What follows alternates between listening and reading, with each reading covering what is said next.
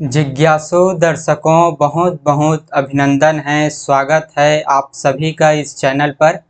प्रत्येक दिवस की भांति आज भी हम श्री रामचरितमानस पर ज्ञान चर्चा का कार्यक्रम लेकर उपस्थित हुए हैं। और आज जो हमारी चर्चा का विषय है वह है अंगद का लंका से वापस आना और प्रभु श्री रामचंद्र जी को सब समाचार सुनाना।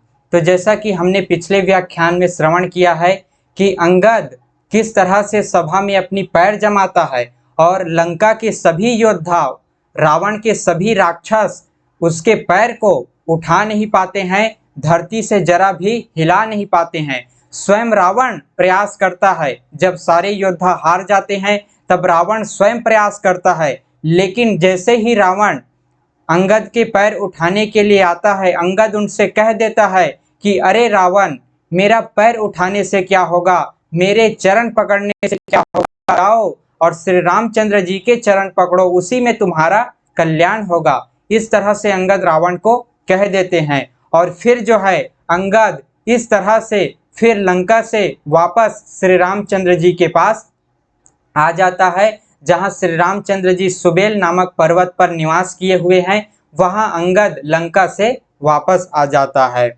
फिर जो है उन्होंने आकर के श्री रामचंद्र जी के चरणों में सिर नवाया और बड़े आदर से उन्हें पास बैठाकर खर के शत्रु कृपालु श्री रामचंद्र जी हंसकर बोले। फिर जो है अंगद श्री रामचंद्र जी के चरणों में सिर नवाते हैं और प्रभु श्री रामचंद्र जी उनसे पूछते हैं कि बाली तनय कौतुक अति मोही, तात सत्य कहु पूछो तो ही, रावण जातु धान कुल टीका, भुजबल अतुल जासु जगलीका। हे बाली के पुत्र, मुझे बड़ा कौतूहल है, मुझे बड़ी जिज्ञासा है, इसी से मैं तुमसे पूछता हूँ। सब सत्य सत्य कहना, जो रावण राक्षसों के कुल का तिलक है और जिसके अतुलनीय बाहुबल की जगत भर में धाक है, उसके 4 मुकुट तुमने फेंके।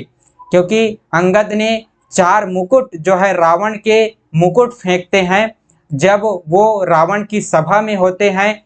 जिस समय वे रावण की सभा में होते हैं और अपना पैर धरती पर जब अंगद मारते हैं तो उस समय धरती कांपने लगती है और रावण का मुकुट भी गिर जाता है उस कंपन के कारण, और उस मुकुट को अंगद जो है श्री रामचंद्र जी के पास फेंक देते हैं। ये हमने पिछले के व्याख्यानों में भी इस बात को श्रवण किया है। तो उसी बात को श्री रामचंद्र जी पूछते हैं कि हे अंगद, बताओ कि तुमने 4 मुकुट फेंके हैं, बताओ तुमने उनको किस प्रकार से पाया, किस प्रकार से रावण का वो मुकुट किस तरह से तुमने प्राप्त कर लिया। इस तरह से श्री रामचंद्र जी अंगद से पूछते हैं। अंगद ने कहा, हे सर्वज्ञ, हे प्रभु, हे अंतर्यामी, हे शरणागत को सुख देने वाले, सुनिए, वे मुकुट नहीं, वे वास्तव में वे तो राजा के 4 गुण हैं। इस तरह से अंगद कहते हैं कि हे प्रभु, वे वास्तव में अगर आप मुझसे पूछते हैं तो मैं ये कहूँगा कि वास्तव में वे मुकुट नहीं हैं, वे राजा के 4 गुण हैं। जो राजा के 4 गुण हैं, उस गुण को मैंने आपके पास फेंक दिया है। उस रावण के मुकुट के रूप में एक राजा के गुण को मैंने आपके चरणों में फेंक दिया, आपके चरणों में ला करके समर्पित कर दिया। इस तरह से अंगद कहते हैं कि मुकुट के रूप में वास्तव में वो मुकुट न होकर के, हालांकि वो मुकुट है, लेकिन अंगद यहाँ पे उसको अलंकृत करके कहते हैं कि हे प्रभु, वे मुकुट के रूप में वास्तव में वे राजा के 4 गुण हैं। साम दान अरु दंड विभेदा, नृप और बस ही नाथ कह बेदा, नीति धर्म के चरण सुहाए, अस जिय जानि नाथ पही आए।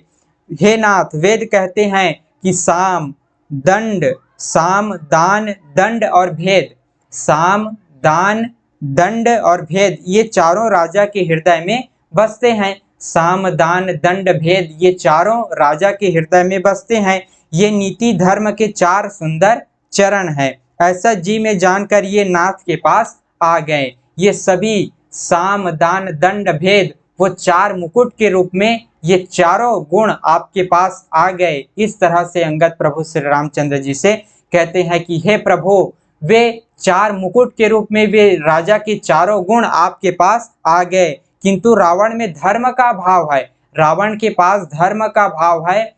इसी कारण से ये चारों गुण उसके पास न रह करके आपके चरणों में आ गए, रावण के पास न रह करके उससे बिछोड़ करके उनका त्याग करके, रावण का त्याग करके ये चारों गुण आपके चरणों में आ गए। क्योंकि रावण में तो धर्म का भाव है, और जिस राजा में धर्म होगा उसी के पास साम दान दंड भेद होगा। लेकिन रावण के पास धर्म नहीं है, वे धर्म की राह पर नहीं चलते, नीति की राह पर नहीं चलते। इसलिए प्रभु ये चारों गुण आपके चरणों में आ गए। रावण से निकल करके, रावण का त्याग करके वो मुकुट के रूप में, मुकुट तो एक प्रतीकात्मक रूप है, वे प्रतीकात्मक रूप है मुकुट, तो उस मुकुट के रूप में वे राजा के चारों गुण आपके चरणों में आ गए। इस तरह से अंगद कहते हैं, जब प्रभु श्री रामचंद्र जी पूछते हैं तो अंगद सारी बातें बताते हैं।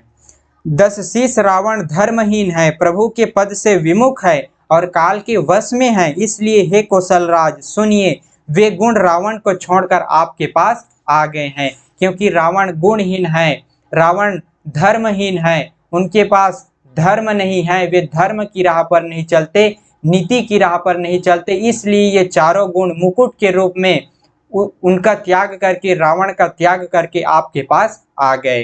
अंगद की परम चतुरता कानों से सुनकर उदार श्री रामचंद्र जी हंसने लगे। जब अंगद की ये बात सुनते हैं, विवेकपूर्ण और नीतिपूर्ण ये बात सुनते हैं, तो प्रभु श्री रामचंद्र जी प्रसन्न हो जाते हैं कि वास्तव में अंगद जो है किस तरह से चतुर है, किस तरह से बुद्धिमान है। जब अंगद इसका वर्णन करते हैं तब प्रभु श्री रामचंद्र जी हंसने लगते हैं, उनकी सराहना करते हैं।